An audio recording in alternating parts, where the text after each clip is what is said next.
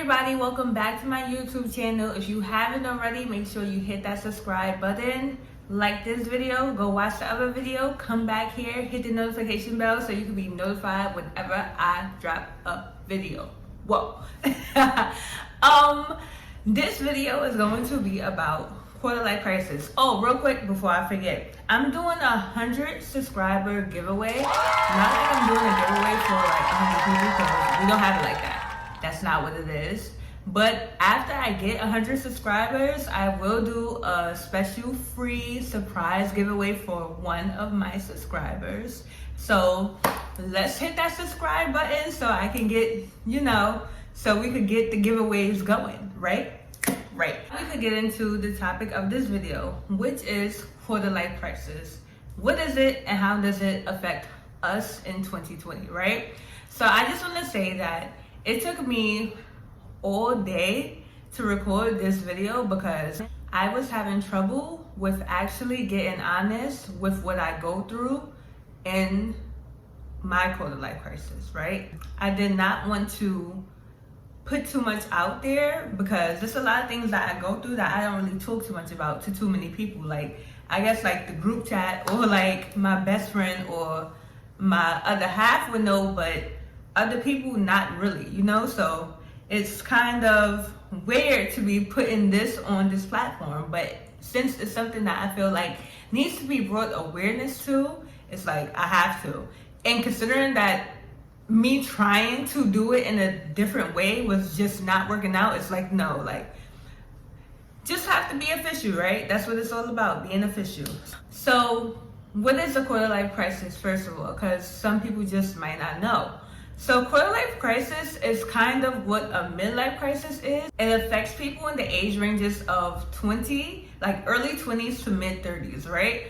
So it's like when you have extreme anxiety over where your life is, where it's going, and where you want it to be. Like that's just the definition that I could come up with. Like you just can't stop thinking about it. You keep reflecting and you're trying to see what you can do differently, and then you probably even go through this process of, dang, I should have done this and stuff like that. My goal is to bring awareness to this and to let people know that they're not alone. Because I'm sure if I'm going through it, if my friends are going through it, if my peers are going through it, it's something that is happening. It's something that's affecting way more people than I probably could even imagine. So I just want to let you guys know that you're not alone. So for me personally, my quarter life crisis, right? I want to say I started going through it once I hit 26. Before that, not that I was comfortable, but I just knew that I had so much time to grow, so I didn't stress the process of growing, right? I have a daughter. She's 7, she'll be 8. I had my daughter when I was 19, and when I turned 21, when she was 2, is when I realized, like, all right, no, I have to be doing something because I have to be able to be something for this little girl to look up to. I didn't want to be like a regular girl that had, not a regular, but a stereotypical girl that had their child extra young and didn't turn into nothing, and then the child didn't turn into nothing, and then it continues to be a thing. I just didn't want that for my child. I didn't want that for my child, but I didn't have the what's the word I'm looking for? Like, I didn't have the tools to be in a position where I could change as much as possible, right? So at 21, I just knew that I needed a job. So I got a job. So I was working, I was bringing in a little bit of money, not really much, but I felt productive. I was doing something. My daughter was 2, she was in daycare. So, I was getting stuff done in my head. I was doing more than what other people around me were doing. Pay attention to that. I felt like I was doing good because I was doing more than what others around me was doing. Cool. So then, worked a few jobs, more than a few jobs, right? At around 23, 24, that's when I realized, like, you know what? I don't want to live with my mother no more. I don't. I'm over it. We don't get along. And that's a whole nother video, but we don't get along. I'm grown. I want to raise my daughter on my own. I don't want to live here anymore. So I packed my stuff up, literally just packed up and moved upstate and started a whole life. Like, I was blessed to have a friend who was just like, who is super supportive of anything and everything I do.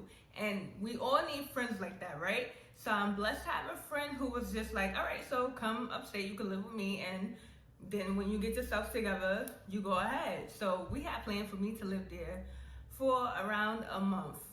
And I think, no, we had planned on me to live there for a few months. I think I only stayed for a month because tax season came and I bought my apartment and I bought a car and boom. So now I'm at the point in my life, I'm 24. Was it 24 or was that 23? I think no, it was right before my 24th birthday. I wasn't even 24 yet, I was 23. So I had gotten everything right before my 24th birthday and I was just on top of the world. And then 25, I still had everything, still on top of the world. So then some family things started to occur at the end of September, early October, and I ended up moving back home with my mother so that I can help her more and so that I can be more like present within my family, because it was just me and my daughter upstate, and I didn't have a problem with that because like I said, like I had a really supportive friend and her family is really supportive of me too, so they was helping. But I just felt like I needed to be in the presence of my family. Worst mistake I ever made. Well, it's not really the worst mistake I made, but it's one of the worst mistakes I made. Some good things came from that. Like I got my daughter into like one of the best schools in the Bronx. I'm not really gonna share it because life, like I'm not sharing it, but she got like into one of the top schools in New York City, period. So that's something that came good out of it. But I went through like a super depression because after a while, when I first came back, right, I was telling myself that I was going to just be in my mom's house for a little while, and then I would get my own apartment here and I would make it work. Like if I had to play the system, I would play the system. Like whatever I had to do, I would do it. That was my goal. And then I started to realize how hard it is, how hard it is to get an apartment in New York City, and why I even chose to move upstate anyway. Like it all just started crashing down. So the goals that I had set, I wasn't able to achieve. Not because I wasn't trying to achieve them, but just because they just wasn't possible at the moment. You know, like they weren't possible. Like I couldn't just get up and get an apartment because the apartments that I was looking at that I could afford, I didn't have the credit score for, and stuff like that. Because trying to find an apartment in New York City is terrible, right? If you know, you know, right? Cool. Wrap up of what led to my quarter-life crisis, right? Cool. Another thing that can contribute to a quarter-life crisis is one, comparison. First type of comparison is you comparing yourself to others, right? You're looking at like your peers, the people that you grew up with, or maybe even the people that you went to school with, and you see them achieving things and accomplishing things, and you're kind of confused because it's like, why isn't this happening for me? Or what am I not doing right? And one thing you have to realize is that everyone's process is different. Like the road that you're on is the road that was meant for you. Just because you didn't get it in 3 steps and you're on step 7 doesn't mean that like you'll be any less successful. It's just taking you a little bit more time, and you just have to understand that. Once you understand that, I think it's easier to deal with going through a quarter-life crisis, because I feel like we're human. Like you can't help but to look around and see like other things happen for other people. But the key to it is to not be jealous or to not compare, but to see that and be motivated, or to see it and clap it up. Good, I'm proud of you. I'm glad you did that. I'm glad you got that done. Like I hope that eventually I can do something of that stature for myself, you know? Just take it as motivation instead of taking it as something negative. Like, dang, she just got a business grant. Why I didn't get a business grant? Whole time you only got a business. Like, you can't compare yourself on past, or even if it is someone like, let's say me with YouTube. Like if I was to look at one of my peers and they got 100 subscribers in a week, but I only got 10 in a week. And I'm like, well, why people ain't subscribed to my page? I can't do that. So all you can do is just respect what's going on and be motivated by it. I think that's the easiest thing for you to do so that you're not dwelling on your situation, and also you're taking the steps so that your situation can be better. So another part of comparison that isn't bad but kind of contributes to you going into a quarter life crisis is the comparison of you to you. So this is the comparison I do. I don't compare myself to others because I understand that everyone's process is different, and I understand that I'm at the point in my life where I'm just trying to figure out what works for me. And I'm comfortable with it, I get it, but I compare myself to me. So an example, right? I had an amazing 2017, I had an amazing 2018, and I had a terrible, like an absolutely terrible 2019. My goal now for 2020 is to not have another year like 2019 and to have a better 2018, 2017 this year. So being that I compare myself to myself, I go through this like monthly reflection, and it happens randomly. Like I promise, I do not be like, all right, on March 21st, I'm going to reflect to see if I reached any of my 3-month goals or my 6-month goals. Like I don't do that. I'll literally be like laying in bed, or I'll wake up in the morning. Well, I guess I'm laying in bed at that time too, but it'll be like in the morning or when I'm about to go to sleep, and I'll start just thinking like, damn, what did I do so that I could reach my goals this month? And when I see that like I didn't do anything that could further me, that kind of puts me in a dark space, because it's like I'm trying to change my life.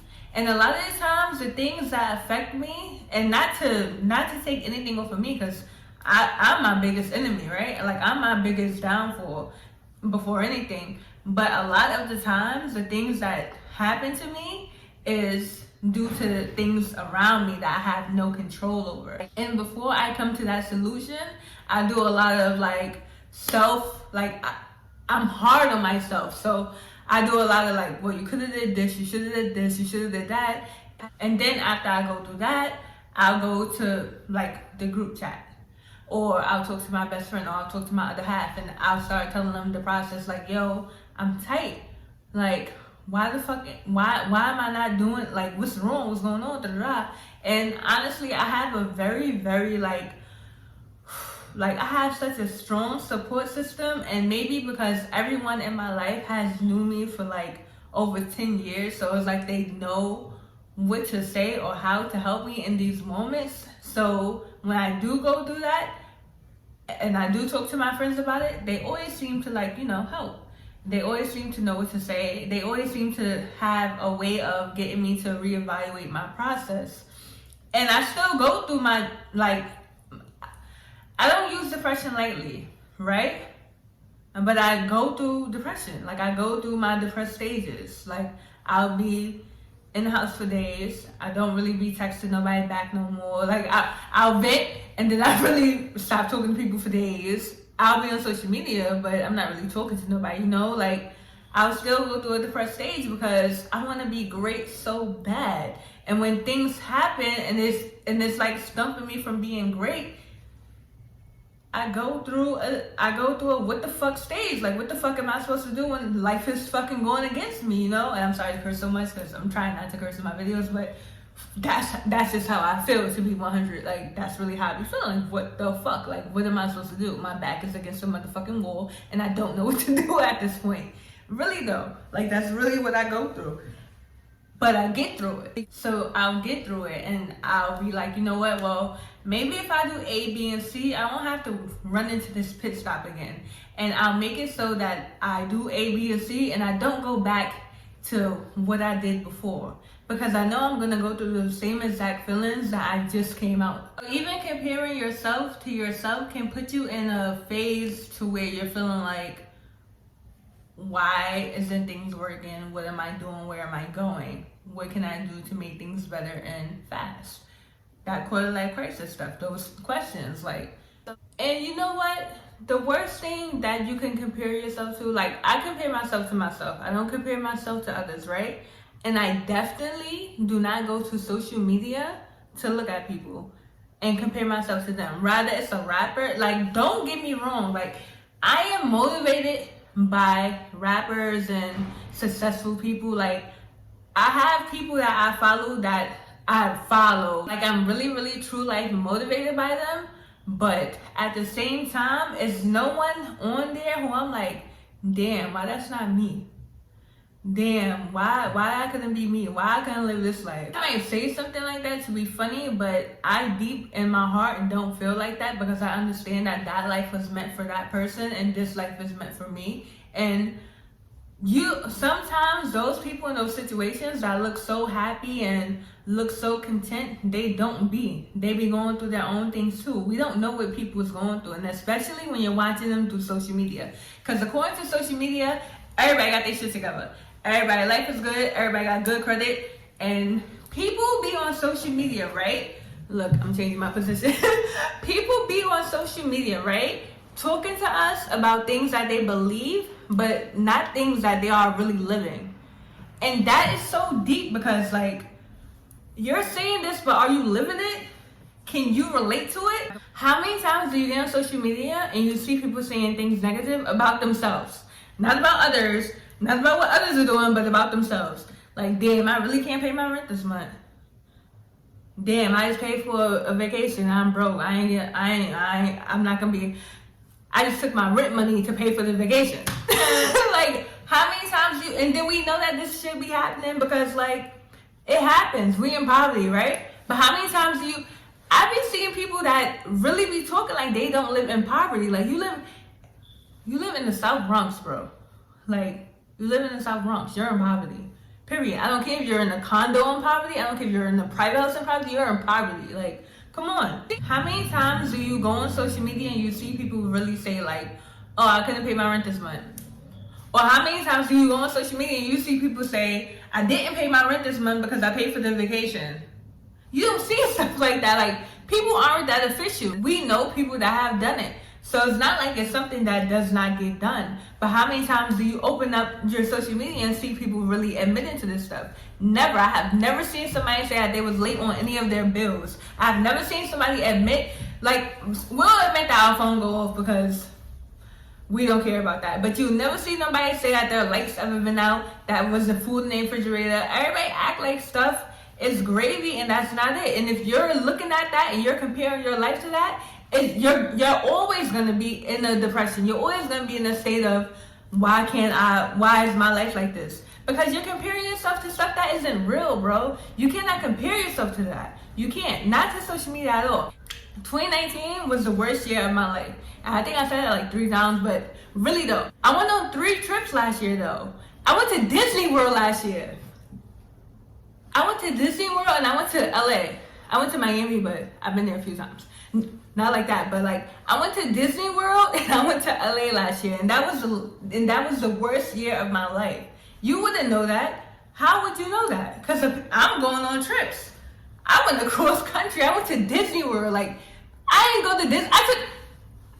I took my daughter to Disney World for her birthday. That's not normal. I never went to Disney World for my birthday. I took my daughter on a trip to Disney World for her birthday in a time where I didn't even want to be there.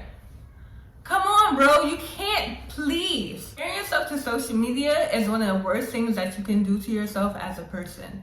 I'd rather you compare yourself to someone you really know than to compare yourself to people on social media, because they're lying. And not even if they're not lying, because I don't think I lied about anything on social media last year, but y'all ain't know my struggle because I wasn't putting it on there. You know, so that, just cut that out. Now that I said the things that I see that causes a quarter life crisis, and like me and my peers, like the comparing yourselves to others, the self-reflection and all that kind of stuff. Now the question is, how do you cope with it? Now, I'm still in my quarter life crisis. I'm 27. I'm getting it together. I'm trying new things, but that's how I cope. I cope with it by just trying new things. Like, I literally made a song last year. Like,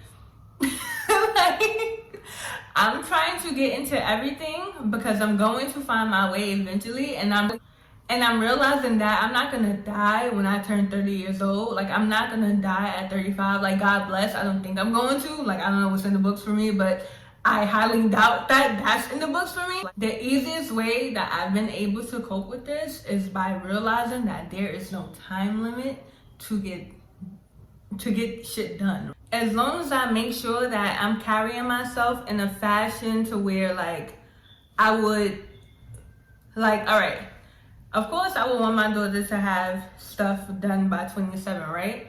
But I'm at the point in my life where I understand, of course, like I have no choice but to understand.